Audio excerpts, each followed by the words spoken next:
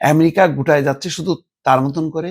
সে দেখবে তার স্বার্থে সে ভেনেজুয়েলা আক্রমণ করবে, দখল করবে, গ্রিনল্যান্ড নিয়ে নেবে। এই কাজগুলি তারা করতে থাকে।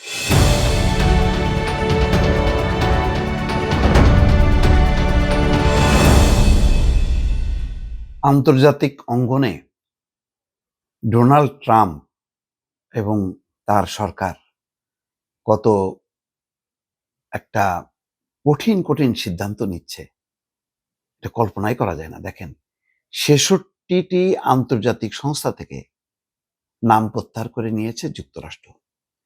আন্তর্জাতিক ৬৬টা সংস্থা, জাতিসংঘ সহ, নাম প্রত্যাহার করছে।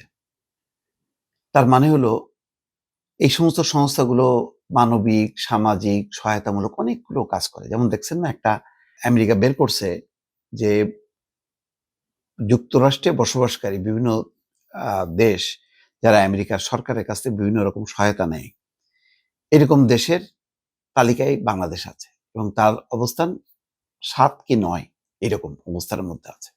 তো এটা মানে এই না যে এটা খুব সুসংবাদ, তার মানে চিহ্নিত করলো, এরপরে এগুলিকে কাটেল করবে। এখন যেই সমস্ত সংস্থাগুলোকে মানে হয় না, একটা জাতিসংঘ বা ইউরোপের দেখবেন অনেকগুলো আছে যারা বিশ্বব্যাপী তারা মানবিক সহায়তা করে, এনজিও হিসেবে কাজ করে, সেখানে টাকা দেয়, সামাজিক উন্নয়ন, অর্থনৈতিক উন্নয়ন, জলবায়ু, পরিবেশ, নানা খাতে তারা ব্যয় করে। কারণ তৃতীয় বিশ্বের এই দেশগুলোর একটা দায় তারা নেয়। কারণ এই সমস্ত দেশগুলো তাদের শোষণের একটা ক্ষেত্র ছিল একসময়। তো ফলে তারা তাদের উন্নয়নটা হবে, এই দেশগুলো পিছিয়ে যাবে, সুতরাং তারা এই সহায়তা করে। এখন ডোনাল্ড ট্রাম্প এগুলির মধ্যে থাকবে না। না থাকলে কি হবে, সাহায্যটা সংকুচিত হবে। শুধু ইউরোপ তো আর সামাল দিতে পারবে না। আমেরিকার মতন শক্তিশালী, যার ডোনেশন সবচেয়ে বেশি, সে যদি চলে যায় তাহলে আর ওই সমস্ত সংস্থাগুলো অকার্যকর হয় এবং অনেক সংস্থা বন্ধ হয়ে যাচ্ছে। দেখেন, শান্তিরক্ষী বাহিনীর সংকুচিত হয়ে গেছে। তার মানে সারা বিশ্বে যেখানে যুদ্ধের দামামা, এখনো কিন্তু দেখেন গাজাতে জাতিসংঘ কিন্তু যেতে পারেনি। জাতিসংঘ যেটাকে দেবে শান্তিরক্ষী বাহিনী, সেটা নাই। কারণ আমেরিকা এটা চায়ও না।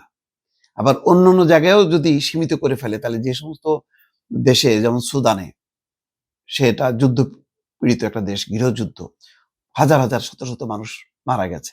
সেই সব জায়গায় যে শান্তিরক্ষী বাহিনী সাপোর্ট করবে, তো সেখানে যদি সহায়তা বন্ধ করে, আর্থিক সহায়তা, তাহলে জাতিসংঘের ফান্ড কোথায়? জাতিসংঘ তো চলে বিভিন্ন দেশের সহায়তার মধ্য দিয়ে, তার সংস্থাগুলো, যেমন মানবাধিকার সংস্থা, গুম কমিশন, এই সমস্ত সংস্থাগুলো চলে ইউরোপ আমেরিকার অর্থে। সেখানে আমেরিকা হচ্ছে সবচেয়ে বড় ডোনার কান্ট্রি। এখন তারা চলে আসতেছে। পররাষ্ট্রমন্ত্রী মার্কো রুবিও বলছে, প্রেসিডেন্ট ট্রাম্প স্পষ্ট করে দিয়েছেন মার্কিন জনগণের কষ্টার্জিত অর্থ বা সম্পদ এমন কোনো প্রতিষ্ঠানে আর ব্যয় করা সম্ভব নয় যা থেকে আমেরিকানদের কোনো অর্জন নেই। করদাতাদের বিলিয়ন ডলার বিদেশের স্বার্থে ব্যয় করার দিন শেষ। দেখেন, করদাতাদের বিলিয়ন ডলার বিদেশের স্বার্থে ব্যয় করা শেষ। লক্ষ্যটা পরিষ্কার। আমেরিকা গুটায় যাচ্ছে শুধু তার মতন করে। সে দেখবে তার স্বার্থে সে ভেনেজুয়েলা আক্রমণ করবে, দখল করবে, গ্রিনল্যান্ড নিয়ে নেবে। এই কাজগুলি তারা করতে থাকবে। তার মানে একটা ভয়ঙ্কর বিপদের বার্তা কিন্তু দর্শক সামনে।